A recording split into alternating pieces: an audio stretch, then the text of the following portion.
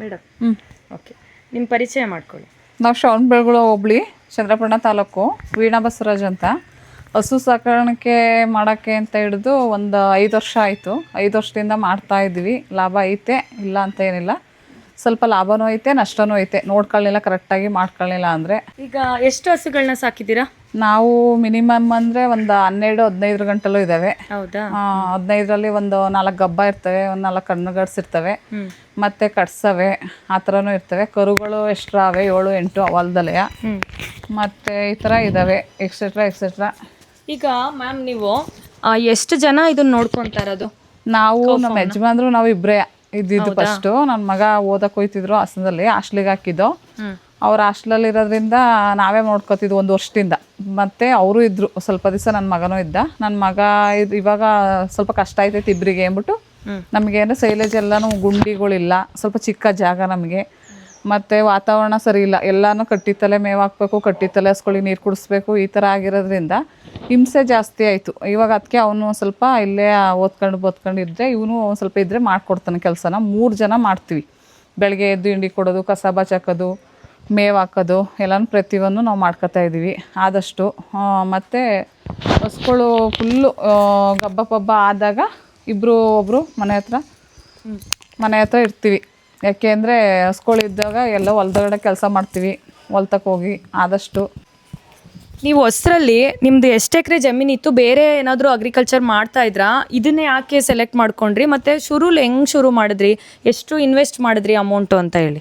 First ನಾವು ಮಾಮೂಲಿ ರೈತರೇ, ಹುಟ್ಟಾಗ್ಲಿಂದಲೂ ರೈತರೇ. ಮಾಮೂಲಿ ಇವಾಗ ತರಕಾರಿ ಏನಾದ್ರು ಮುಳ್ಗಾಯಿ ಆಗಿರ್ಬೋದು, ಇಲ್ಲಾಂದ್ರೆ ಟೊಮೊಟೊ ಆಗಿರ್ಬೋದು, ಇಲ್ಲಾಂದ್ರೆ ಎಕ್ಸೆಟ್ರಾ ಜೋಳ ಮತ್ತು ಕಬ್ಬು ಪ್ರತಿಯೊಂದು ಬೆಳೆಯೋವು ಮಾಮೂಲಿ ರೈತರ ಕೆಲಸನೇ ಮಾಡ್ತಿದ್ದು. ನಮಗೆ ಎಲ್ಲರೂ ಹಿಂಗೆ ಫಾರಮ್ ಮಾಡ್ಕೊಂಡಾಗ ಒಂದು ಸ್ವಲ್ಪ ಕಮ್ಮಿ ಜಾಸ್ತಿನೋ ಒಂದು ಸ್ವಲ್ಪ ಲಾಭ ಉಳಿತದೆ, ಇದಕ್ಕಿಂತ ಪರವಾಗಿಲ್ಲ ಆದಷ್ಟು ಅಂತ ಅಂದಾಗ ನಮಗೂ ಮಾಡೋ ಇಂಟ್ರೆಸ್ಟು ಬಂತು. ಫಸ್ಟ್ ಕೈಲೇನು ಏಕೆ 10 ಹಸುಗಳು 15 ಹಸುಗಳು ಬಂಡವಾಳ ಹಾಕ್ನಿಲ್ಲ, ಒಂದು ಮಿನಿಮಮ್ ಒಂದಕ್ಕೆ ಹಾಕ್ತೋ, ಅದರಿಂದ ಏನೂ ನಮಗೆ ಲಾಭ ಅನ್ನಿಸ್ನಿಲ್ಲ. ಮತ್ತು ಇನ್ನೊಂದು ಹಂಗೆ ಒಂದು 5 ಫಸ್ಟ್ ಕೈಲಿ ಮಾಡ್ದೋ.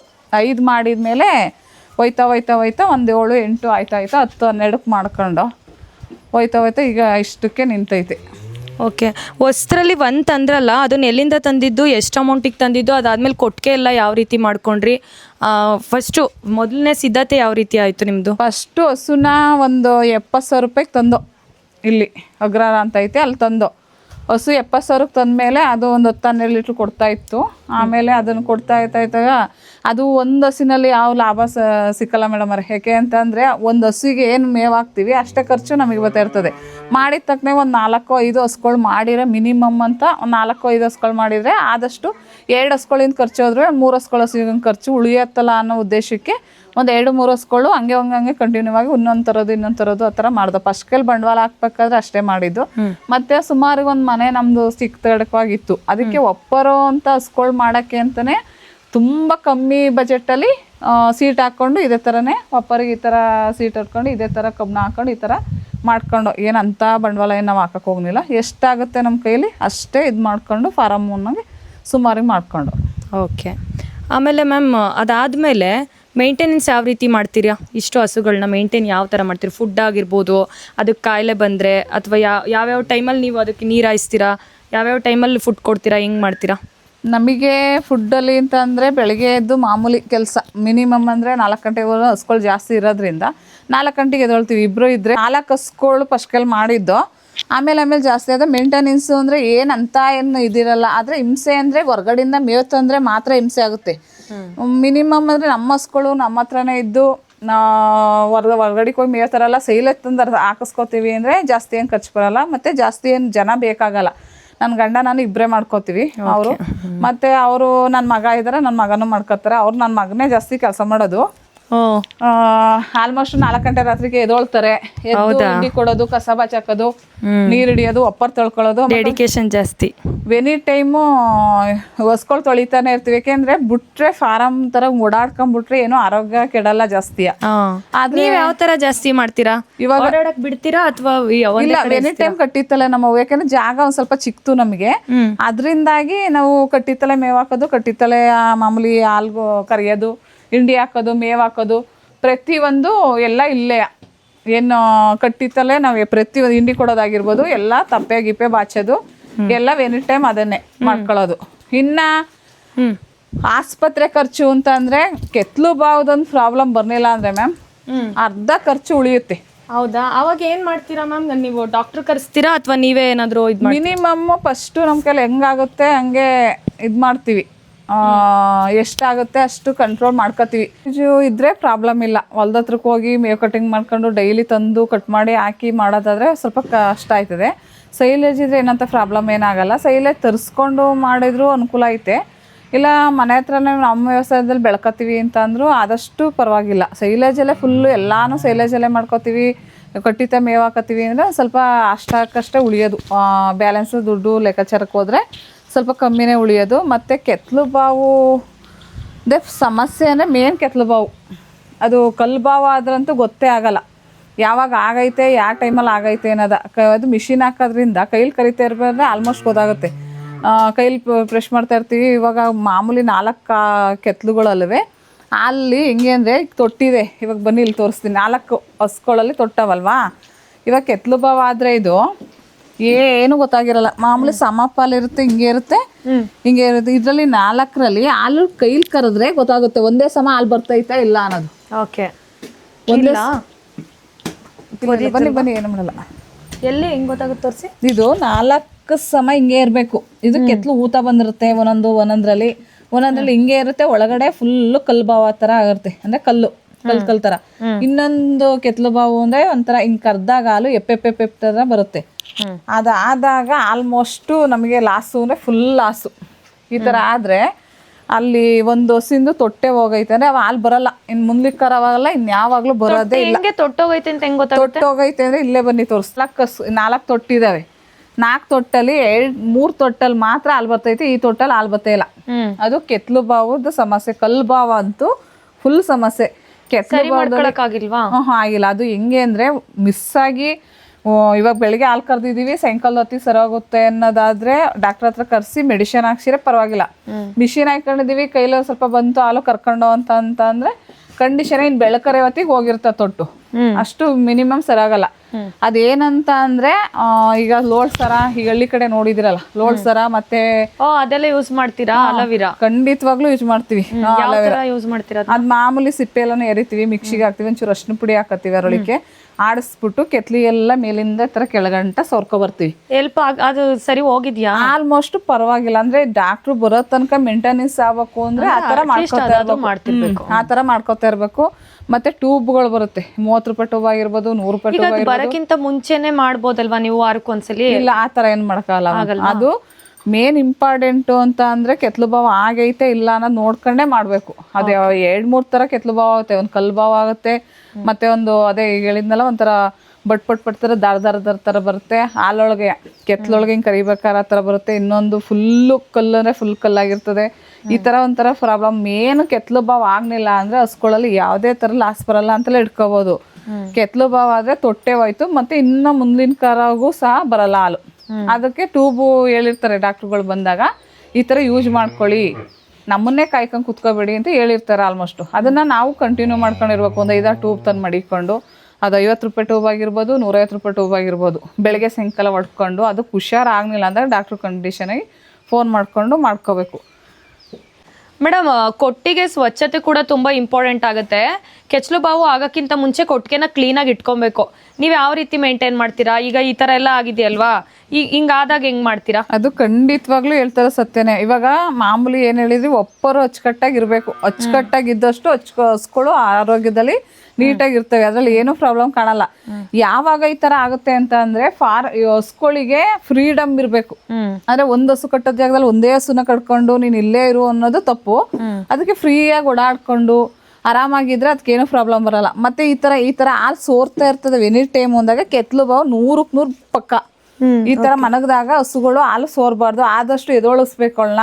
ಮಣ್ಣಿನ ನೆಲದಲ್ಲಿ ಕಟ್ಕೊಂಡು ತಂದು ಮ್ಯಾಟ್ ಮೇಲೆ ಕಟ್ಕೊಂಡ್ರೆ ಏನು ಪ್ರಾಬ್ಲಮ್ ಆಗಲ್ಲ. ಎನಿ ಟೈಮ್ ಹಿಂಗೆ ಸೋರ್ತೈತೆ ಅಂದ್ರೆ ಕೆತ್ಲು ಬಾವು ಅಂತೂ ಪಕ್ಕ ಆಗುತ್ತೆ. ಅದನ್ನ ಈ ತರ ಬಂದು ನೊಣಗಳು ತುಂಬ್ಕೊಳ್ಳೋದು, ಈ ತರ ಗಲೀಜಾದಾಗ ಖಂಡಿತವಾಗ್ಲೂ ಇದೇ ತರಾನೇ ಆಗೋದು. ನೀವು ಒಟ್ಟಿನಲ್ಲಿ ಫ್ರೀಯಾಗಿ ಕಟ್ತೀರಾ? ಈಗ ಸದ್ಯಕ್ಕೆ ಈ ತರ ಕಟ್ಟಿದೀವಿ. ಆಮೇಲೆ ಇವು ಜಾಗ ಇಷ್ಟು ಹತ್ತತ್ರ ಇರೋದ್ರಿಂದ ಒಡೆದಾಡಲ್ವಾ? ಖಂಡಿತವಾಗ್ಲೂ ಆಗುತ್ತೆ. ಅಂದ್ರೆ ತೀರಾ ಇಕ್ಕಟ್ಟಾದಾಗ ಒಂದು ಹಸು ಮನಿಕೊಳಕ್ಕೆ ಎಷ್ಟು ಜಾಗ ಬೇಕೋ ಅಷ್ಟು ಫ್ರೀಯಾಗಿ ಬಿಟ್ಟಿರ್ಲೇಬೇಕು. ಇವಾಗ ಏನಾರು ಇದ್ರ ಪಕ್ಕಕ್ಕೆ ಇದೋದಾಗ ಕೆತ್ತಲು ಒಂದೊಂದು ಹಸುಗಳಿಗೆ ಒಂದೇ ಸಮ ಕೆತ್ತಲಿರಲ್ಲ. ಒಂದಕ್ಕೆ ಇಳಿಗೆ ಎತ್ತಲಿರುತ್ತೆ, ಒಂದಕ್ಕೆ ಮಂಡಿ ಬಿಟ್ಟು ಕೆಳಗಡೆ ಇರುತ್ತೆ, ಮೇಲಿರುತ್ತೆ. ಅವಾಗೆಲ್ಲ ಏನಾಗುತ್ತೆ ಅಂದ್ರೆ ಈ ಹಸು ಎದೊಳ್ಬೇಕಾದ್ರೆ ಕೆತ್ತಲಿಗೆ ಫುಲ್ಲು ಕಾಲಾಕೋದು, ಬಾಲ ತುಣಿಯೋದು. ಒಂದ್ ಹಸುಗೆ ನೋಡಿ ಇಲ್ಲಿ ಆ ಹಸಿಂದು ಬಾಲನೇ ಫುಲ್ಲು ದೊಂಕ ಬಂದೈತೆ. ಯಾಕೆ ಅಂದ್ರೆ ಪ್ರಾಬ್ಲಮ್ ಆಗಿ ಇಲ್ಲಿ ನೋಡಿ, ಇದು ದೊಡ್ಡ ಹಸು ಅಂತ ಒಂದೈತೆ. ಆ ಕಡೆ ಲಾಸ್ಟ್ ಕಟ್ಟಿದೀವಲ್ಲ, ಅಲ್ಲಿ ಈಚೆ ಕಡೆ ಕಟ್ಟಿದೀವಲ್ಲ, ಆ ಈಚೆ ಕಡೆ ಕಟ್ಟಿರೋದ್ ನೋಡಿ ಲಂತ್ ಹೆಂಗೈತೆ ಅವಳು ಅಂತ. ಅವಳು ಪಕ್ಕ ಕಟ್ಟಿದ್ಕೆ ಬಾಲನೇ ಕಟ್ಟಾಗಿ ಹೋಗಿರ್ತೀವಿ. ಹಿಂಗೆಲ್ಲ ಆಗುತ್ತಾ? ಖಂಡಿತವಾಗ್ಲೂ ಆಯ್ತದೆ. ಏಕೆಂದ್ರೆ ಹಸ್ಗಳಿಗೆ ಎದ್ದು ಕರೆಕ್ಟಾಗಿ ಈಗವಾಗ ಎದೊಳ್ಬೇಕು, ಫ್ರೀ ಆಗಿರ್ಬೇಕು. ಅವು ಎದೊಳಕ್ ಜಾಗ ಸಾಲ್ತಾ ಇಲ್ಲ ಅಂತ ಅಂದಾಗ ಈ ತರ ಇವೆಲ್ಲ ಸಮಸ್ಯೆ ನೋಡ್ಕೊಂಡು ಎಷ್ಟು ಆಗುತ್ತೆ ಅಷ್ಟು ಎಲ್ಲಾನು ಬಗೆಹರಿಸ್ಕೊಂಡು ಸುಮ್ನೆ ಸಿಕ್ತು ಅಂದ್ಬಿಟ್ಟು ಎಲ್ಲಾನು ತಂದು ಒಂದೇ ಕಡೆ ಗುಡ್ಡೆ ಹಾಕಬಿಟ್ಟು ಮಾಡಕ್ಕೂ ಆಗಲ್ಲ. ಅದ್ರ ನೋಡ್ಕೊಂಡು ಸ್ಪೇಸ್ ಎಷ್ಟ್ ಬೇಕು ಎಲ್ಲ ನೋಡ್ಕೊಂಡೇ ಮಾಡ್ಬೇಕು. ಖಂಡಿತವಾಗ್ಲೂ ಅವಕ್ಕೂ ಫ್ರೀಡಮ್ ಬೇಕು. ಏನು ಫ್ರೀಡಮ್, ಬೆಳಗ್ಗೆ ಸಾಯಂಕಾಲ ಕಟ್ಟಿತಲೆ ನೀರ್ ಕುಡಿಸ್ಬೇಕು ಅನ್ನೋದು ತಪ್ಪೆ. ಎನಿ ಟೈಮ್ ಅವ್ ಯಾವಾಗ ಬೇಕು ಅನ್ನಿಸ್ತದೆ ಅವಾಗ ನೀರ್ ಕುಡ್ದೆ ಅವು ಆದಷ್ಟು ಆರೋಗ್ಯದಾಗಿ ಯಾವುದೇ ಕಾರಣಕ್ಕೂ ಅಷ್ಟು ಚೆನ್ನಾಗಿ ಆರೋಗ್ಯದಲ್ಲಿ ಇರ್ತವೆ. ಯಾಕೆಂದ್ರೆ ಕಟ್ಟಿತ ನೀರ್ ಕುಡ್ಸ್ಕೊಂಡೇ ಇದ್ರೆ ನಾವು ಒಂದ್ 2-3 ವರ್ಷ ಈ ತರ ಬುಡಕ್ ಜಾಗ ಮಾಡಿರ್ಲಿಲ್ಲ. ಫಸ್ಟ್ ಕಟ್ಟಿತಲೆ ಹಸ್ಕೊಳ್ ಕಟ್ಟಿ ಏನಾಯ್ತು ಅಂದ್ರೆ ಫುಲ್ ಎಲ್ಲ ಹಸ್ಗಳು ಏನಾರ ಒಂದ್ ಮಂಡಿ ನೋವು ಬರೋದು, ಮಂಡಿ ಊತ ಬರೋದು, ಈ ತರ ಪ್ರಾಬ್ಲಮ್ ಆಗೋದು. ಇವಾಗ ಆಲ್ಮೋಸ್ಟ್ ಪರವಾಗಿಲ್ಲ, ಚೆನ್ನಾಗಿದಾವೆ ಹಸ್ಗಳು. ಖುಷಿ ಆಯ್ತದೆ ಬಿಡಿ ಹಿಂಗ್ ಮಾಡಿದ್ ಈ ತರ ಅಂತ. ಅದ ಅನುಭವ ಅದೇ ಆಗುತ್ತೆ. 1 ಹಸು 2 ಹಸು 3 ಹಸು ಮಾಡ್ತಾ ಹೋದಾಗ ಖಂಡಿತವಾಗ್ಲೂ ಅನುಭವ ಆಗುತ್ತೆ. ಇಷ್ಟು ದುಡ್ಡು ಉಳಿತದೆ ಅಂತ ಹೇಳಕ್ಕಾಗಲ್ಲ ಯಾವುದೇ ಕಾರಣಕ್ಕೂ. ಇನ್ನೊಂದು ಇದು ಮೇಂಟೆನೆನ್ಸ್ಗೆ ಬಂದ್ರೆ ಪಡಕ್ ಸಿಸ್ಟಮ್ ಅಂತ ಒಂದಿದೆ. ನೀವು ಆಲ್ರೆಡಿ ಮಾಡಿದಿರ ಸ್ವಲ್ಪ, ನೀವು ಅದನ್ನೇ ಜಾಸ್ತಿ ಮಾಡ್ಕೋಬಹುದಲ್ವಾ? ಇಲ್ಲೆಲ್ಲ ಮಣ್ಣು ಇದು ಮರಳು ಹಾಕೊಂಡು ಇವು ಬೀಳ್ದಿರೋ ತರ. ಯಾಕಂದ್ರೆ ಇಲ್ಲಿ ಮ್ಯಾಟ್ ಹಾಕಿದೀರಾ, ಜಾರುತ್ತೆ. ಅದನ್ನ ಮಾಡ್ಕೋಬೇಕಂತ ಅನ್ಸಿಲ್ವಾ, ಅಥವಾ ಮ್ಯಾಟೇ ಪರವಾಗಿಲ್ಲ ಅಂತ ಅನಿಸ್ತಾ? ಇಲ್ಲ ಮಾಡಲೇಬೇಕು. ಅದು ನೀವು ಹೇಳಿದ್ರಲ್ಲ ಇವಾಗ ಮರಳು ಮಣ್ಣು ಅಂತ, ಮಣ್ಣಿನ ಜಾಗದಂತ ಅನುಕೂಲ ಯಾವ್ದು ಇಲ್ಲ. ಮಳೆ ಟೈಮಲ್ಲಿ ಏನಾಗುತ್ತೆ ಅಂತಂದ್ರೆ ಮ್ಯಾಟೇ ಸರಿ ಅನಿಸುತ್ತೆ. ಇವಾಗ ಮಳೆ ಬಂದಾಗ ಅದು ಕೂಡ ಅದೇ ಅದು ಪ್ರಾಬ್ಲಮ್ ಆಗೇ ಆಗುತ್ತೆ ಸರ್. ಇವಾಗ ಮೇಡಮ್ ಹೆಂಗೋ ಅಂದ್ರೆ ಒಂದೇ ಮಟ್ಟಕ್ಕೆ ಅವಕ್ಕೆ ಇದ್ರಲ್ಲೇ ಮನಿಕು ಅಂತ ಹೇಳಕ್ಕಾಗಲ್ಲ. ಅವಾಗ ಮ್ಯಾಟು ಬೇಕು ಮತ್ತೆ ಮಣ್ಣಿನ ನೆಲನೂ ಬೇಕು. ಒಂದೇ ಸಮನೆ ಏನಾಗುತ್ತೆ ಅಂದ್ರೆ ಮ್ಯಾಟ್ ಬೇಡಕ್ಕೆ ಬೇಡ ಅಂತ ತಗ್ಸಾಕಿದ್ರು ಅವಕ್ಕೆ ಆ ಥರ ಆಗಲ್ಲ. ಈಗ ಹಾಲು ಕರಿಯ ಕಟ್ಕೊತೀವಿ, ಹಸ್ಗಳು ಒಂದೇ ಸಮನೆ ಒಂದ್ ಹಸು ಕರೆದ್ಮೇಲೆ ಇನ್ನೊಂದ್ ಹಸು ಕರಿಲೇಬೇಕು. ಆಗ ಒಂದೇ ಸಮ ನಿಂತಿರ್ತೇವಲ್ಲ ಮಾಮೂಲಿ ಇದ್ರ ಜಾಗದಲ್ಲಿ ಮನಗಿದ ಎದೊಳತ್ತಿಗೆ ಜಾರಿರ್ತವೆ. ಅದು ಗಾರೆನೆಲ್ಲ ಕಟ್ಟಿ ನಯಸ್ ಬಂದೈತೆ. ಮ್ಯಾಟ್ ಇಂಪಾರ್ಟೆಂಟ್ ಅಂದ್ರೆ ಮ್ಯಾಟೆ. ಅವಕ್ಕೆ ಅಂಡಿಲ್ ಹುಳ ಆಗ್ದಂಗ್ ನೋಡ್ಕೋಬೇಕು ಆಗಾಗ್ಲೇ. ಮತ್ತೆ ಟ್ಯಾಂಕಿ ತೊಳ್ಕೊಬೇಕು ಆಗಾಗ್ಲೇ ನೀಟಾಗಿ ಇಟ್ಟಿದ್ದೀರಾ ನೀವು? ಹಂಗೇನೋ ಇದು ಕಾಣಿಸ್ತಾ ಟ್ಯಾಂಕಿ ಎಲ್ಲ ತೊಳ್ಕೊತಾ ಇರ್ಬೇಕು. ಹಸ್ಗಳು ನೀಟಾಗಿ ಇಟ್ಕೋಬೇಕು. ನಮ್ಮ ಮನೆಗೆಲ್ಲ ಲಂತು ಅಂದ್ರೆ ಇವಳು ತುಂಬಾ ಚೆನ್ನಾಗಿರೋ ಹಸು ಅಂದ್ರೆ ಸಣ್ಣ ಕರುವಿನಿಂದ ಸಾಕಿರೋದು ಇವಳನ್ನ. ಚೆನ್ನಾಗಿ ಲಂತವಳೆ, ತುಂಬಾ ಹೊಂದ್ಕೊಂಡಿರೋದು ಅಂದ್ರೆ ನನಗೆ ಇವಳು ಸಿಕ್ಕಾಪಟ್ಟೆ ಹೊಂದ್ಕೊಂಡಳೆ. ಅಂದ್ರೆ ಫುಲ್ ಲಂತವಳೆ. ಈ ತರ ಲಂತ್ ಅಂದ್ರೆ ಈ ತರ. ಮತ್ತೆ ಹಿಂಗ ಅಗ್ಲದಲ್ಲೂ ತುಂಬಾ ಚೆನ್ನಾಗಳೆ. ಮಿನಿಮಮ್ ಅಂದ್ರೆ ಚೆನ್ನಾಗಿದೆ. ಇದು ಏನ್ ರೇಟಿಗೆ ಹೋಗ್ಬೋದು? ಅದು ನಾವಿನ್ನು ವ್ಯಾಪಾರಕ್ಕೆ ಬಿಟ್ಟಿಲ್ಲ. ಹೋದ್ರೆ ಎಲ್ಲಾರು ಬಂದು ಹೇಳ್ತಾರಪ್ಪ 1.5-1.70 ಗಂಟೆ ಹೋಗುತ್ತೆ ಅಂತ. ಹೌದಾ? ಕೇಳ್ತಾರಾ ಕೊಡಿ ಅಂತ? ಖಂಡಿತವಾಗ್ಲೂ ಕೇಳ್ತಾರೆ. ಬಂದರೆಲ್ಲ ಕೇಳದೆ ಇವಳನ್ನ. ಹೌದಾ? ಬಂದ ತಕ್ಷಣ ಕೇಳದೆ. ಎಷ್ಟು ಲೀಟರ್ ಹಾಲು ಕೊಡುತ್ತೆ? ಒಂದು 10ಗೆ 17 ಗಂಟೆ ಕರೆದಿದೀವಿ. ಹೈಯೆಸ್ಟ್ ಅಷ್ಟೇ ಬಂದಿರೋದು. ಇದ್ರಲ್ಲಿ ಏನು 20 ಕರಿಬೋದು 25 ಕರಿಬೋದು ಅಂತಾರೆ. ನಾವ್ ಆತರ ಯಾವತ್ತು ಕರ್ದಿಲ್ಲ. 17 ಲೀಟರ್ ತುಂಬಾ ಅವಕ್ಕೂ ಹಿಂಸೆ ಆಗದ್ ಬೇಡ ಅಂದ್ಬಿಟ್ಟು ಒಂದಷ್ಟು ನಾವು ಒಂದ್ಸತಿ ನೋಡ್ಕೊಂಡು ಮಿನಿಮಮ್ ಹಿಂಡಿ ಎಷ್ಟ್ ಕೊಡ್ಬೇಕು ಅಷ್ಟ್ ಕೊಟ್ಕೊಂಡು ಹಾಲು ಕರಿಯಕ್ಕೆ ಶುರು ಮಾಡ್ಕೊಂಡು ಅದ್ ಕೊಟ್ಟಿದೆ 17 ಲೀಟರ್ 18 ಲೀಟರ್ ಹೈಯೆಸ್ಟ್. ಅದ್ರ ಮೇಲೆ ಬರ್ನಿಲ್ಲ. ಅದೇ ನಮಗೆ ಸಾಕು ಅನ್ನಿಸ್ತು. ತುಂಬಾನೇ ಚೆನ್ನಾಗಿ ಕೊಡ್ತಾಳಲ್ಲ. ಬೇರೆಯವರು ಅಷ್ಟಕ್ಕಾದ್ರೂ ಇನ್ನೂ ಬರ್ಲಿ ಅಂತ ಅದಕ್ಕೆ ಪ್ರೆಷರ್ ಆಗ್ತಿರ್ತಾರ ಹೆಂಗೆ? ಅದು ಹೇಳಕ್ಕಾಗಲ್ಲ ಮ್ಯಾಮ್. ಅವ್ರಿಗೆ ಹೆಂಗ್ ಅನ್ಸುತ್ತೋ. ಈಗ ಹೆಂಗೆ ಅಂದ್ರೆ ಬೆಳಗ್ಗೆ ಹಿಂಡಿ ಕೊಡೋದು, ಮಧ್ಯಾಹ್ನ ಹಿಂಡಿ ಕೊಡೋದು. ಮಿಷಿನ್ ಮಾಮೂಲಿ ಹಾಕಿದ್ರೆ ಏನು ಪ್ರಾಬ್ಲಮ್ ಬರಲ್ಲ. ಅದನ್ನ ನೋಡ್ಕೊತಾ ಇರ್ಬೇಕು ಅಷ್ಟೇ. ನಾವು ಹಾಲು ಮಾಡಲ್ವಾ? ಮಿಷಿನ್ ಹಾಕ್ತಿವಿ. ಖಂಡಿತವಾಗ್ಲೂ ಮಿಷಿನ್ ಹಾಕೋದು ನಾವು. ಯಾಕಂದ್ರೆ ಎಲ್ಲಾ ಹಸ್ಗಳನ್ನೂ ಕೈ ಮಾಡಕ್ಕಾಗಲ್ಲ, ಇಬ್ರೇ ಮಾಡ್ತಾರೆ. ಅದರಿಂದ ಮಿಷಿನ್ ಹಾಕ್ತಿವಿ. ಸ್ವಂತ ಡೈರಿ ಮಾಡ್ಕೊಂಡ ಇವಾಗ ಕರೆಕ್ಟಾಗಿ ನಮ್ಮ ಡೈರಿ ಸರಿಯಾಗಿಲ್ಲ ಅಂದ್ರೆ ಪೇಮೆಂಟ್ ಕರೆಕ್ಟಾಗಿ ಬೀಳ್ತಿರ್ಲಿಲ್ಲ ಅನ್ನೋ ಉದ್ದೇಶಕ್ಕೆ ನಾವೇ ಡೈರಿ ಮಾಡ್ಕೊಂಡು ಇವಾಗ ಪರವಾಗಿಲ್ಲ. ಆಲ್ಮೋಸ್ಟು ಬದುಕೋ ದಾರಿ ನೋಡ್ಕೊತೀವಿ. ಒಂದೇ ಸತಿ ಇಂಪ್ರೂವ್ ಆಗೋಕ್ಕಾಗಲ್ಲ ಇವರಲ್ಲಿ. ಮಾಡಿದರೆ ನಿಧಾನವಾಗಿ ತಾಳ್ಮೆಯಿಂದ ಇಂಪ್ರೂವ್ ಆಯ್ತಾ ಹೋಗ್ಬೇಕು. ಒಂದೇ ಸತಿ ನಮಗೆ ದುಡ್ಡು ಮಾಡಿಬಿಡ್ಬೋದು. ಒಂದೇ ಸತಿ ಇವಾಗ ಯಾರು ಹೇಳ್ತಾರೆ ಒಂದು ತಿಂಗಳಿಗೆ 1.5 ಲಕ್ಷ ದುಡಿತಾರಂತೆ 2 ಲಕ್ಷ ದುಡಿತಾರಂತೆ ಅಂತ. ಅದು 100ಕ್ಕೆ 100 ಸುಳ್ಳು. ಅಂದರೆ ಎಷ್ಟು ಆದಾಯ ಬರುತ್ತೋ ಅದರಲ್ಲಿ ಅರ್ಧ ಖರ್ಚು ಹೋಗುತ್ತೆ, ಅರ್ಧ ಉಳಿಯುತ್ತೋ. ಒಂದು ಮಿನಿಮಮ್ ಅಂದ್ರೆ ಒಂದು ಇನ್ನು 1.5 ಲಕ್ಷ ದುಡಿತೀವಿ ಅಂತ ಇಟ್ಕೊಳ್ಳಿ. ಅದರಲ್ಲಿ 50,000 ಮೇವಿಗೆ ಹೋಗ್ಬೋದು, 50,000 ಹಿಂಡಿಗೆ ಹೋಗ್ಬೋದು, ಇನ್ನು 50,000 ನಮಗೆ ಉಳಿಬೋದು. ಇಷ್ಟು ಬಿಟ್ಟು ತೀರಾ ಹೆವಿಯಾಗಿ ಉಳಿಯುತ್ತೆ ನಮ್ಗೆ ಇದೇ ತರ ಸಿಗುತ್ತೆ ಅನ್ನೋದು ಸುಳ್ಳು. ಅಷ್ಟೇ. ಅದರಲ್ಲಿ ಇನ್ನೇನು ಮ್ಯಾಮ್ ಮಾಡ್ಬೋದು, ಪ್ರತಿಯೊಬ್ಬರು ಮಾಡ್ಬೋದು, ಮಾಡ್ದಲ್ಲ ಏನಿಲ್ಲ. ಅದೇ ತಪ್ಪೆ ಭಾಷೆಗೆ ಹಾಕಲ್ಲ, ನಾವು ಟೌನ್ ಹತ್ರ ಇರ್ತೀವಿ ಅಂತ ಆಗಲ್ಲ. ತುಂಬ ಸಿಂಪಲ್ ಆಗಿ ಮಾಡ್ಕೊಂಡಿದೀವಿ ನೋಡಿ. ಇದು ಸೈಲೇಜ್ ಗುಂಡಿ ಅಂತ ನಮ್ಮ ಮನೆ ಮಾಮೂಲಿ ಫಸ್ಟೇ ಇತ್ತು, ಸೀಟು ಫಸ್ಟ್ ಇತ್ತು. ಇದೊಂದು ಗೋಡೆ ಎಕ್ಸ್ಟ್ರಾ ಮಾಡ್ಕೊಂಡು ಫುಲ್ ಯಾವ್ದು ವೇಸ್ಟ್ ಅಂತಾನೆ ಇಲ್ಲ ಅಲ್ವಾ? ಇಲ್ಲ, ಎಲ್ಲದ್ರಲ್ಲೂ ಅನುಕೂಲ ಇರಬೇಕು ಅಂತಾನೆ ಈ ತರ ಸೈಲೇಜ್ ಅಂತ ಮಾಡ್ಕೊಂಡಿದೀವಿ. ಇದರಲ್ಲಿ ಈ ತರ ಕೆಳಗಡಿಕೊಂದು ಟಾರ್ಪಲ್ಲು, ಮೇಕೊಂದು ಟಾರ್ಪಲ್ಲು, ಆ ಮೇಕೆ ಆ ಥರ ಸಿಮೆಂಟ್ ಇಡ್ಕೆ ಏನೇನು ಬೇಕು ಅದೆಲ್ಲ ಹಾಕೊಂಡಿದೀವಿ. ಮೇವು ನೋಡಿ ಈ ಥರ ಇರುತ್ತೆ ಮೇವು ಒಳಗಡೆ.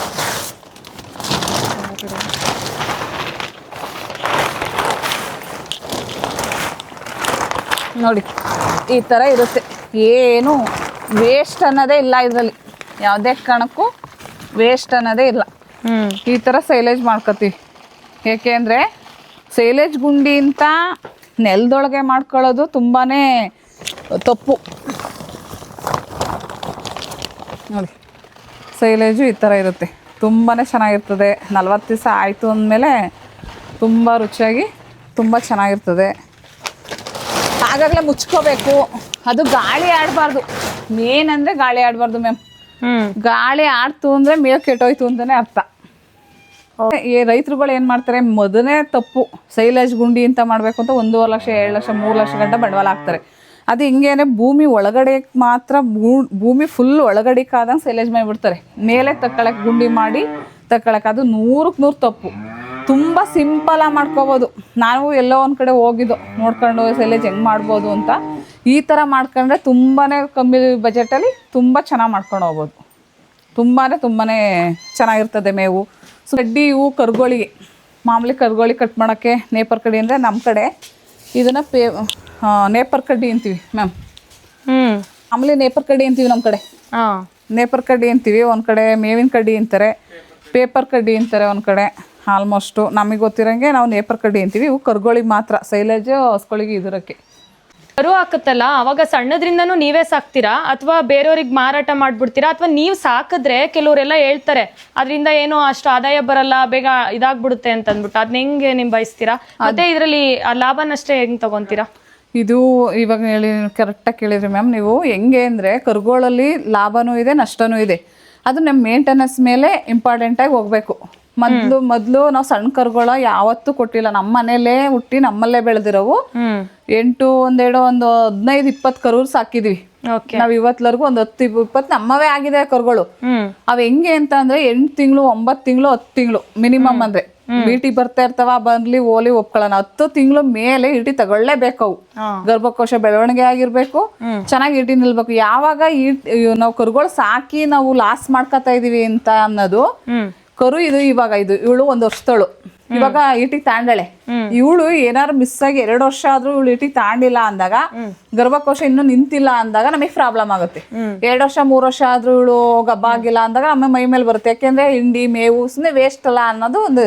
ಈಗ ಕರೆಕ್ಟಾಗಿ 1 ವರ್ಷ ಗಬ್ಬ ಆಗಿದ್ದಾಳೆ, ಇನ್ನೊಂದು ಸ್ವಲ್ಪ ದಿವಸ ಕರ ಆಗ್ತಾಳೆ ಅಂದಾಗ ಅದು ಸರಿ ಹೋಗುತ್ತೆ. ಇವಾಗ ಈಟಿ ತಾಂಡು ಒಂದು 1.5 ತಿಂಗಳು ಆಗಿದೆ, ನಿಂತೈತೆ, ಪಕ್ಕ ನಿಂತೈತಿ ಇವಳು ಕಂಡೀಷನ್ ಆಗಿ. ಇವಳು ಇನ್ನೊಂದು 6-7 ತಿಂಗಳು ಸಾಕಿದ್ರೆ 1 ಲಕ್ಷ ರೂಪಾಯಿ ಮಾಲು. ನಾವು ಸಣ್ಣದ್ರಿಂದ ಸಾಕೋದು ಏನು ಖರ್ಚು ಲೆಕ್ಕ ಇಕ್ಕತ್ತೀವೋ ಅಷ್ಟೇ ಲಾಭ ನಮಗೆ ಕೊಟ್ಟೆ ಹೋಯ್ತಾಳೆ. ನಾವು ಮಾರಿದ್ರು 1 ಲಕ್ಷದ ಮೇಲೆ ಮಾರ್ತೀವಿ ಹೊರತು ಕಮ್ಮಿ ಅಂತೂ ಮಾರಲ್ಲ. ಹಂಗಾಗಿ ಮಾರೋದಕ್ಕಿಂತ ಕರುಗಳನ್ನ ಸಾಕೋದು ತುಂಬಾ ನಾವು ಬೆಳವಣಿಗೆ ನೋಡ್ಕೋತೀವಿ. ಯಾವ ಹಸು ಚೆನ್ನಾಗಿ ಕರು ಚೆನ್ನಾಗಿ ಗಬ್ಬಾಗಿ ಹಾಲು ಕೊಡುತ್ತೆ ಅನ್ನೋದ್ರ ಮೇಲೆ ಡಿಪೆಂಡ್. 12-13 ಕೊಡ್ತಾಳೆ ಅಂದಾಗ ಖಂಡಿತ ಮಡಿಕತ್ತೀವಿ. 14-15 ಕೊಡ್ತಾಳೆನೋ ಮಡಿಕತ್ತೀವಿ. ಒಂದೊಂದು ತುಂಬಾ ಸಣ್ಣಕ್ಕೆ ಸ್ವಲ್ಪ ಕಮ್ಮಿ ಇರ್ತಾಳೆ, ಅವಳನ್ನ ಏನ್ ಮಾಡ್ತೀವಿ, ಮಾರಾಟಕ್ಕೆ ಬಿಡ್ತೀವಿ. ಅವಳನ್ನ ಬೇಡ ಬಿಡಿ ಅಂದ್ಬಿಟ್ಟು ಮಾರಾಟಕ್ಕೆ ಬಿಡ್ತೀವಿ. ಇವಳು 9 ತಿಂಗಳು ಇವಳಿಗೆ ಕರು, ಸಣ್ಣ ಕರು ಇದು. 9 ತಿಂಗಳಿಂದ ನಮ್ಮನೆಲ್ಲ ಸಾಕೊಂಡಿರೋದು, ನಮ್ಮನೆ ಹಸುವಿನ ಕರುನೆಯ. ಅವಳದು 2 ತಿಂಗಳು ಕರು, ಅದು ಸಣ್ಣ ಪಾಪು ಅವಳು. ಮತ್ತೆ ಇವಳು 2 ತಿಂಗಳು ಕರು, ಅದು ತೋರಿಸಿ 2 ತಿಂಗಳು ಕರು. ಅದು ಕಟ್ಟ 2 ತಿಂಗಳಿಗೆ ಪರವಾಗಿಲ್ಲ, ಲೆಂತ್ ಆಯ್ತಲ್ವಾ? ಏನಾಗುತ್ತೆ ಅಂದ್ರೆ ಮ್ಯಾಮ್, ತಾಯಿ ಹಾಲು ಮೇನ್ ಕುಡಿಸ್ಬೇಕಿರೋದು ತಾಯಿ ಹಾಲು. ಅವ್ರು ಏನಾಗುತ್ತೆ ಅಂದ್ರೆ ಇವಾಗ 15 ಹಸ್ಕೊಳವೆ ನಮ್ಮವು, 15 ಹಸುಗಳನ್ನೂ ಮಿಕ್ಸ್ ಹೊಡ್ಕೊಬಿಟ್ಟು ಹಾಲು ಕುಡ್ಸೋದ್ರಲ್ಲಿ ಪ್ರಯೋಜನ ಇಲ್ಲ. ಅವಳ ತಾಯಿ ಹಾಲು ಅವಳಿಗೆ ಕುಡಿಸಿದ್ರೆ ಪ್ರಯೋಜನ ಐತೆ, ಖಂಡಿತವಾಗ್ಲೂ ಪ್ರಯೋಜನ ಐತೆ. ಕಡಲೆ ಹಿಂಡಿ ಕೊಡ್ತೀವಿ. ಕಡಲೆ ಹಿಂಡಿ ಯಾಕೆ ಅಂತ ಅಂದರೆ ಹಸುಗಳು ಫುಲ್ಲು ಸ್ಟ್ರೆಂತು. ಅಂದರೆ ಇವಾಗ ನಾವು ಬೂಸ್ಟು ಹಾರ್ಲಿಕ್ಸ್ ಕುಡೀರಿ ಅಂತಾರಲ್ಲ ಆ ಥರ ಇದು ಸ್ಟ್ರೆಂತಿಗೋಸ್ಕರ ಈ ಥರ ಹಾಕ್ತೀವಿ. ಮಾಮೂಲಿ ಬೂಸ ಒಂದು ಸ್ವಲ್ಪ ದಪ್ಪಾಗಿ ಇಳುವರಿ ಅಂದರೆ ತೂಕ ಇರ್ತಾಳೆ, ಅವಳು ಫುಲ್ ಸಣ್ಣ ಆಗೋದು ಬೇಡ ಅನ್ನೋ ಉದ್ದೇಶಕ್ಕೆ ಬೂಸ ಹಾಕ್ತೀವಿ. ಮಾಮೂಲಿ ಇದು ಒಬ್ಬೊಬ್ರು ಕಡಲೆ ಹಿಟ್ಟು ಹಾಕ್ತಾರೆ, ಒಬ್ಬೊಬ್ರು ಏನೇನೋ ಇದು ಹಾಕ್ತಾರೆ. ಮತ್ತು ನಾವು ಅವೇನು ಹಾಕಲ್ಲ ಮ್ಯಾಮ್, ಮಾಮೂಲಿ ಇದೊಂದು ಹಾಕ್ತೀವಿ. ಆಮೇಲೆ ಪೀಡ್ಸು ಚೇಂಜ್ ಆಯ್ತಾ ಇರ್ತವೆ, ಇದೇ ಅದು ಅಂತ ಏನಿಲ್ಲ. ಏಕೆಂದರೆ ಇವಾಗ ಒಂದು ಸತಿ ಬಂದಿದ್ದು ಪೀಡ್ಸು ಇನ್ನೊಂದು ಸತಿ ಬರಲ್ಲ. ಏಕೆಂದರೆ ಒಂದೇ ಥರದ್ದು ಕೊಡ್ಕೊಂಡು ಹೋಗ್ತಾಯಿದ್ರೆ ಹಿಂಡಿನೇ ಬಿಟ್ಬಿಡ್ತೇವೆ, ಒಂದು ಸತಿ ತಿನ್ನೋದೇ ಇಲ್ಲ ಸರಿಯಾಗಿ. ಆ ಉದ್ದೇಶಕ್ಕೆ ಏನು ಮಾಡ್ತೀವಿ, ಎಕ್ಸ್ಟ್ರಾ ಬೇರೆ ಯಾವ ಥರ ಚೆನ್ನಾಗೈತಾ ಅನ್ನೋ ನೋಡ್ಕೊಂಡು ಹಸ್ಕೊಳ್ಳಿ ಖಂಡಿತ ಕೊಡ್ತೀವಿ. ಯಾಕೆಂದರೆ ಒಂದೇ ಕಂಪ್ನಿವು ಬರ್ತಾವೆ ಅಂತ ಅಂದಾಗ ಅಲ್ಲೂ ಮೋಸ ಇದ್ದೇ ಐತಿ. ಯಾಕೆ ಒಂದು ಸತಿ ಬಂದಿದ್ದು ಪೀಡ್ಸು ಅದೇ ಥರ ಇನ್ನೊಂದು ಸತಿ ಬರಲ್ಲ. ಹಸ್ಗಳು ಅದೇ ಪೀಡ್ಸ್ ತಿಂದಿದ್ದವು ಇನ್ನೂ ಅದೇ ಥರ ಹಾಲನ್ನು ಕೊಡಲ್ಲ, ಮತ್ತು ಈ ಪೀಡ್ಸ್ನು ತಿನ್ನಲ್ಲ ಸರಿಯಾಗಿ. ಅದರಿಂದ ಉದ್ದೇಶಕ್ಕೆ ಬೇರೆ ಯಾವ್ದಾರು ಸರಿ ಇದೇ ಬೇಕೋ ಅದೇ ಬೇಕು ಅಂತೇನಿಲ್ಲ, ಯಾವ್ದಾರು ಸರಿ ಯಾವುದ್ರಲ್ಲಿ ಇಳುವರಿ ಬರುತ್ತೆ ನಮಗೆ, ಹಾಲು ಯಾವುದ್ರಲ್ಲಿ ಹೆಚ್ಚು ಹಾಲು ಕೊಡ್ತವೆ. ಇವಾಗ 10 ಲೀಟ್ರ್ ಕೊಡೋ 12 ಲೀಟ್ರ್ ಕೊಡ್ತಾವೆ ಅಂತ ಅಂದಾಗ ಎಕ್ಸ್ಚೇಂಜ್ ಮಾಡ್ಕೊಂಡು ಹೋಗ್ತೀವಿ. ಅದರಲ್ಲಿ ಇದೇ ಬೇಕೋ ಅದೇ ಬೇಕು ಅಂತ ಏನಿಲ್ಲ. ಮೇಡಮ್, ಇವಾಗ ಒಂದು ತಿಂಗಳಿಗೆ ಎಷ್ಟು ಸಂಪಾದನೆ ಮಾಡ್ತಾ ಇದ್ದೀರಾ? ನಷ್ಟ ಲಾಭ ಎಲ್ಲನೂ ಕಳೆದು ಒಟ್ಟು ನಿಮ್ಮ ಒಂದು ಇಲ್ಲಿದು ಏನು ಉಳಿಸ್ತಾ ಇದ್ದೀರಾ, ನಿಮ್ಮ ಅಮೌಂಟ್ ಎಷ್ಟು ಸೇವ್ ಮಾಡ್ತಿದ್ದೀರಾ? ನಮಗೆ ಒಂದು ಹಸುವಿನಲ್ಲಿ ಅಂತ ಹೇಳಕ್ಕಲ್ಲ, ಒಟ್ಟು ಕೂಡ 1.5 ಲಕ್ಷ ಪೇಮೆಂಟ್ ಆಗುತ್ತೆ ಅಂತ ಇಟ್ಕೊಳ್ಳಿ. 1.5 ಲಕ್ಷದಲ್ಲಿ ಅರ್ಧ ಹಿಂಡಿಗೆ ಹೋಗುತ್ತೆ, ಅರ್ಧ ಮೇವಿಗೆ ಹೋಗುತ್ತೆ. ಯಾಕೆಂದರೆ ಮೇವು ಫುಲ್ ಎಲ್ಲಾನು ಬೆಳ್ಕೊಂಡು ಮೇಂಟೆನೆನ್ಸ್ ಮಾಡೋಕ್ಕಾಗಲ್ಲ. 10 ಹಸುಗಳು ಕಟ್ಕೊಂಡು 1-2 ಆದರೆ ಬೆಳ್ಕೊಂಡಿದ್ವಿ ಆಯ್ತವೆ ಅನ್ಬೋದು. ತಿರ್ಬಿಟ್ಟು ಒಂದು 5 ಅಂದ್ರೂ ಆಗ್ಬೋದು. 25% ಹಿಂಡಿಗೆ, 25% ಮೇವಿಗೆ ಆಗುತ್ತೆ. ಇನ್ನು ಬಾಕಿದು 50% ನಿಮ್ಗೆ ಖಂಡಿತವಾಗ್ಲೂ ಅಷ್ಟು ಉಳಿಯುತ್ತೆ. ಪೂರ್ತಿ ಉಳಿಯುತ್ತದೆ ಅಂತ ಹೇಳೋಕ್ಕಾಗಲ್ಲ, ಯಾವುದೇ ಕಾರಣಕ್ಕೂ ಅದು ಸುಳ್ಳು. ಯಾಕೆಂದರೆ ಒಂದೇ ರೇಟ್ ಇರಲ್ಲ. ಹಿಂಡಿ ರೇಟು ಇವಾಗ 1 kg ಹಿಂಡಿ ರೇಟು 25 ರೂಪಾಯಿ ಐತೆ, 24 ರೂಪಾಯಿ ಐತೆ ಅಂತ ಅಂದಾಗ ಅದೇನಾಗುತ್ತೆ ಅಂತಂದರೆ, ಇವಾಗ ಹಾಲಿನ ರೇಟ್ 2 ರೂಪಾಯಿ ಜಾಸ್ತಿ ಮಾಡ್ಯಾರ ಅಂತಲೇ ಇಟ್ಕೊಳ್ಳಿ. 1 ಲೀಟ್ರಿಗೆ 2 ರೂಪಾಯಿ ಜಾಸ್ತಿ ಮಾಡಿರೋ ಹಿಂಡಿ ರೇಟು 4 ರೂಪಾಯಿ ಜಾಸ್ತಿ ಆಗಿರುತ್ತೆ. ಅಲ್ಲಿಗಲ್ಲಿ ಸಮಯ ಹೋಗಿರ್ತದೆ ಹೊರತು ಯಾವುದೇ ಕಾರಣಕ್ಕೂ ಕೊಡೋಕ್ಕಲ್ಲ. ಓಕೆ, ಇವಾಗ ತಿಂಗಳಿಗೆ ಎಷ್ಟು ಲೀಟ್ರ್ ಹಾಲು ಹಾಕ್ತಿದ್ದೀರಾ? ಎಲ್ಲ ಹಾಕ್ತೀರಾ ನೀವು ಹಾಲು? ಅಥವಾ ಇದು ಇದೆಲ್ಲ ಇದೆಯಲ್ಲ ಅಕ್ಷಯ ಕಲ್ಪ ಅಂತ ಎಲ್ಲ, ಅಕ್ಷಯ ಕಲ್ಪ ಜೊತೆ ಏನಾದ್ರು ಟೈಅಪ್ ಆಗಿದ್ದೀರಾ, ಏನು ಕತೆ? ಇಲ್ಲ ಮ್ಯಾಮ್, ನಾವು ಆ ಥರ ಏನಿಲ್ಲ. ಗೌರ್ಮೆಂಟ್ ಡೈರಿಗೆ ಹಾಕ್ತಿದ್ದೋ 4 ವರ್ಷ ಮಿನಿಮಮ್ ಗೌರ್ಮೆಂಟ್ ಡೈರಿಗೆ ನಾವು ಹಾಕ್ತಿರೋದು. 4 ವರ್ಷದಿಂದ ನಾವು ಫಾರಮ್ ಮಾಡಿರೋದು. 4 ವರ್ಷದಿಂದ ಆಗ್ತದೆ. ಪೇಮೆಂಟು ನಮಗೆ ಕರೆಕ್ಟಾಗಿ ಆಗ್ತಿರ್ಲಿಲ್ಲ. 15 ದಿವಸಕ್ಕೆ ಆಗಿರಲಿ 20 ದಿವಸಕ್ಕೆ ಆಗಲಿ ಕರೆಕ್ಟಾಗಿ ಆಗ್ತಿರ್ನೇ ಇಲ್ಲ. ಅದು 1 ತಿಂಗಳಾಗ್ಬೋದು, 1.5 ತಿಂಗಳು, ಈ ಥರ ಪ್ರಾಬ್ಲಮ್ ಬಂದಾಗ ನಮ್ಮದೇ ಒಂದು ಸ್ವಂತ ಡೈರಿ ಅಂತ ಮಾಡ್ಕೊಬಿಡೋಣ ಅನ್ನೋದು ಪರಕ್ ಅನ್ನೋದೊಂದು ಡೈರಿ ಬಂತು. ಆಗಲೇ ಅದರಿಂದ ಈ ಥರ ಕ್ಯಾನ್ಗಳು ಹೋಯ್ತವೆ. ಒಂದು ದಿನಕ್ಕೆ ಒಂದು 150-160 ಲೀಟ್ರ್ ಗಂಟ ನಮ್ದು ಹಾಕ್ತೀವಿ. ಒಂದು 10ಗೆ 150 ಲೀಟ್ರ್ ಹಾಕ್ತಿವಿ. ನಿಮ್ ಜೊತೆ ಬೇರೆಯವ್ರು ಯಾರಾದ್ರೂ ಆಡ್ ಮಾಡ್ತಾರಾ? ಅವ್ರ ಹಾಲ್ಗಳು ತಂದು ಹಾಕ್ತಾರೆ. ಆಮೇಲೆ ಬಂದು ತಗೊಂಡೋಗ್ತಾರೆ, ಹೋಗ್ತಾರೆ. ಇದು ವಾರದ್ದು ಪೇಮೆಂಟಾ ತಿಂಗಳು ಪೇಮೆಂಟಾ? ಇದು ಮುಂಚೆ ಎಲ್ಲ ವಾರದ ಪೇಮೆಂಟ್ ಕೊಡೋರ್ ತಾನೆ ಸರ್ಕಾರ? ಇಲ್ಲ, ವಾರ ಪೇಮೆಂಟ್ ಯಾವಾಗ್ಲೂ ಕೊಟ್ಟಿಲ್ಲ ಮ್ಯಾಮ್. 10 ದಿವಸ 15 ದಿವಸ ಮೇಲೆ ಕೊಡ್ತಿದ್ದು. ಅದೇ 10 ದಿವಸ 15 ದಿವಸದ್ದಲ್ವಾ? ತಿಂಗಳು ಪೇಮೆಂಟ್ ಏನಂತ? ತಿಂಗಳು ಪೇಮೆಂಟ್ ಇರ್ಲಿಲ್ಲ. 15 ದಿವಸಕ್ಕೆ ಒಂದ್ಸತಿ, ತಿಂಗಳಿಗೆ 2 ಪೇಮೆಂಟ್ ಆಗವು ಗೌರ್ಮೆಂಟ್ ಇಂದ. ಇವತ್ತು ಪ್ರೈವೇಟ್ ಆಗಿರೋದ್ರಿಂದ 10 ದಿವಸಕ್ಕೆ ಒಂದ್ಸತಿ ಪೇಮೆಂಟ್ ಆಯ್ತೈತೆ. 10 ದಿವಸಕ್ಕೆ ಒಂದ್ಸಲಿ ಒಂದ್ಸತಿ ಪೇಮೆಂಟ್ ಆಗುತ್ತೆ. 10 ದಿವಸಕ್ಕೆ ಎಷ್ಟು ಪೇಮೆಂಟ್ ಆಗ್ಬೋದು? ಹೆಚ್ಚು ಕಮ್ಮಿ 50,000 ಆಗುತ್ತೆ. ಮಿನಿಮಮ್ ಅಂದ್ರೆ 50,000 ರೂಪಾಯಿ ಆಗುತ್ತೆ. ಅಲ್ಲಿಗೆ 10 ದಿವಸಕ್ಕೆ 50,000 ಅಂದ್ರೆ ಒಂದ್ಸತಿ ಹಿಂಡಿಗೆ ಹೋಗುತ್ತೆ, ಒಂದ್ಸತಿ ಮೇವು ಹೋಗುತ್ತೆ. ಈಗ ನಿಮ್ ಜಮೀನ್ ಇರೋದ್ರಿಂದ ನೀವು ಅಲ್ಲೇ ಬೆಳೆ ಎಲ್ಲ ಬೆಳ್ಕೋಬಹುದಲ್ಲ, ಸ್ವಲ್ಪ ಮೇವಿನ ಬೆಳೆಗಳನ್ನ? ಆಲ್ಮೋಸ್ಟ್ ಬೆಳಿತೀವಿ ಮ್ಯಾಮ್. ಎಷ್ಟಾಗುತ್ತೆ ನಾವು ಅಷ್ಟು ಬೆಳ್ಕೊತೀವಿ. ಅದೇನಾಗುತ್ತೆ ಅಂತ ಅಂದರೆ, ಇವಾಗ 5 ಹಸುಗಳಾದರೆ ಬಿಡಿ ನಮ್ಮೇವ ಆಗುತ್ತೆ ಅಂತ ಹೇಳ್ಬೋದು. ಯಾಕೆಂದರೆ ಅಪ್ಪರ ಹಸುಗಳಿದ್ದಾಗ 10, 12, 15 ಹಸುಗಳು ಮಿನಿಮಮ್ ಈದುರವೇ ಅವೆ ಅಂತ ಅಂದಾಗ ಈದುರ ಹಸುಗಳಿಗೆ ಎಲ್ಲ ಟೈಮಲ್ಲೂ ಮೇವು ನಮ್ಮವನ್ನೇ ಬೆಳೆಯೋಕ್ಕಾಗಲ್ಲ. ಹೊರಗಡೆಯಿಂದ ತರಿಸ್ಕೊಳ್ಳೇಬೇಕಾಗುತ್ತೆ, ಹೊರಗಡೆಯಿಂದ ತಂದು ಹಾಕ್ಲೇಬೇಕಾಗುತ್ತೆ. ಹಂಗಾಗಿ ಇಷ್ಟು ಲಾಭ ನಷ್ಟ ಹಿಂಗ್ ನಡೀತಾ ಇದೆ ನಿಮ್ ಜೀವನ. ಓಕೆ ಮ್ಯಾಮ್, ಲಾಸ್ಟಿಗೆ ಒಂದ್ ಪಾಯಿಂಟ್ ಹೇಳೋದಾದ್ರೆ, ಹೊಸದಾಗಿ ಹಸು ಸಾಕಾಣಿಕೆ ಮಾಡೋರ್ಗೆ ಅಥವಾ ಮಾಡ್ತಾ ಇರೋರ್ಗೆ ಏನ್ ನಿಮ್ ಕಡೆಯಿಂದ ಒಂದ್ ಟಿಪ್ಸ್ ಕೊಡಕ್ಕೆ? ಖಂಡಿತವಾಗ್ಲೂ ಮಾಡ್ಬೋದು, ಏನು ಪ್ರಯತ್ನ ಇಲ್ಲ. ಒಂದು ಶ್ರಮ ಅನ್ನೋದೊಂದು ಇದ್ರೆ ಮ್ಯಾಮ್ ಏನೂ ತಪ್ಪಿಲ್ಲ. ನಾವು ತಪ್ಪೆ ಬಾಚ್ಬೇಕು, ನಾವು 4 ಗಂಟೆ ರಾತ್ರಿಗೆ ಎದೊಳ್ಬೇಕಾ, ಇವೆಲ್ಲ ಯಾವ ಶ್ರಮ ಅಂತಂದ್ರೆ ಮಾಡೋಕ್ಕಾಗಲ್ಲ. ನಾವೆಲ್ಲ ಸ್ಕೋಪ್ನು ಬಿಟ್ಟು ನಾವೆಲ್ಲ ಎಷ್ಟು ಓದಿದೀವಿ, ಎಷ್ಟು ಎಜುಕೇಶನ್ ಮಾಡಿದೀವಿ, ಅವೆಲ್ಲಾನು ಒಂದು ಮೂಲೆಗಿಟ್ಟು ಮಾಡ್ತೀನಿ ಅಂತ ಹೋದ್ರೆ ಖಂಡಿತವಾಗ್ಲೂ ಮಾಡ್ಬೋದು. ಎಲ್ಲೋ ಹೋಗಿ ನಾವು ಬೆಳಗಿಂದ ಸಾಯಂಕಾಲ ಗಂಟ ಎಲ್ಲೋ ಒಂದು ಮೂಲೆಯಲ್ಲಿ ದುಡ್ಕೊಂಬಂದೋದ್ಕಿಂತ ನಮ್ಮ ಮನೆ ತಲೆ ಹಿಂಗೆ ಮಾಡ್ಕೊಂಡು, ಅವು 3 ಹಸುಗಳಾಗಿರ್ಬೋದು 5 ಹಸುಗಳಾಗಿರ್ಬೋದು, ನಮ್ಮ ಯೋಗ್ಯತೆ ತಕ್ಕನ ಎಷ್ಟು ಬೇಕಷ್ಟು ಕಟ್ಕೊಂಡು ಮಾಡ್ಕೊಂಡ್ರೆ ಖಂಡಿತವಾಗ್ಲೂ ಇದರಿಂದ ಲಾಭ ಇದೆ. ನಷ್ಟ ಅಂತೂ ಇಲ್ಲ, ಲಾಭ ಅಂತೂ ಐತೆ. ನಮಗೆ ಇವಾಗ ಮಾಮೂಲಿ ಹಸುಗಳ ಬಗ್ಗೆ ಏನಾರು ತಿಳ್ಕೊಬೇಕು ನಿಮಗೆ ಅಂತ ಅನಿಸಿದ್ರೆ, ಇಲ್ಲ ನಮಗೆ ಏನಾರು ನೀವು ಹೇಳಬೇಕು ಅಂತ ಅನಿಸಿದ್ರೆ, ಇನ್ನೂ ನಾನು ಏನು ಇದರಲ್ಲಿ ಎಲ್ಲ ಅನುಭವ ಐತೆ ಅಂತ ಇಲ್ಲ, ತಪ್ಪು, ಅದು ಎಲ್ಲ ಅನುಭವ ಐತೆ ಅಂತ ಹೇಳೋ ತಪ್ಪು. ನೀವು ಹೇಳೋದು ನಾವು ಕೇಳ್ಕೊಬೇಕು, ನಾವು ಹೇಳಿದ್ದು ನೀವು ಕೇಳ್ಕೊಬೇಕಾಗತ್ತೆ. ನಿಮ್ಗೆ ಏನಾರು ಆ ಥರ ಪ್ರಾಬ್ಲಮ್ ಕಂಡಲ್ಲಿ ಮೇಡಮ್ ಅವ್ರನ್ನ ಕೇಳಿ ಅವ್ರ ಕಡೆಯಿಂದ ನಮ್ಗೇನಾದ್ರು ಬೇಕು ಅಂತಂದಾಗ ನಾವು ತಿಳಿಸ್ಕೊಡ್ತೀವಿ. ಫೋನ್ ನಂಬರ್ ಕೊಡಬೇಕು ಅಂತೇನಿಲ್ಲ. ನಮಗೇನಂದರೆ ಒಂದೇ ಸಮನೆ ಕೆಲಸ ಇರೋದ್ರಿಂದ ಇವಾಗ ಬೆಳಗ್ಗೆ 6 ಗಂಟೆಯಿಂದ 10 ಗಂಟೆ ಮನೇಲೇ ಆಗುತ್ತೆ ಅಂದ್ಕೊಳ್ಳಿ. ಇನ್ನು 11-12 ಗಂಟೆ ಫ್ರೀಯಾಗಿದ್ರು ಹೊರ್ಗಡೆಗೆ ಹೋಗ್ತೀವಿ. ಆದ್ದರಿಂದ ಫೋನ್ ನಂಬರ್ ಕೊಡೋಕ್ಕಲ್ಲ, ಮೇಡಮ್ ಅವರಿಗೆ ತಿಳಿಸಿರ್ತೀವಿ. ಅವ್ರು ಏನೇ ಫೋನ್ ನಂಬರ್ ಕೊಟ್ಟರು ನಿಮ್ಗೆ ಏನಾರು ಮಾಹಿತಿ ಬೇಕು ಅಂದರೆ ಖಂಡಿತವಾಗ್ಲೂ ಹೇಳ್ತೀವಿ, ಮೇಡಮ್ ಅವ್ರು ಕಾಂಟ್ಯಾಕ್ಟ್ ಮಾಡಿ. Thanks madam.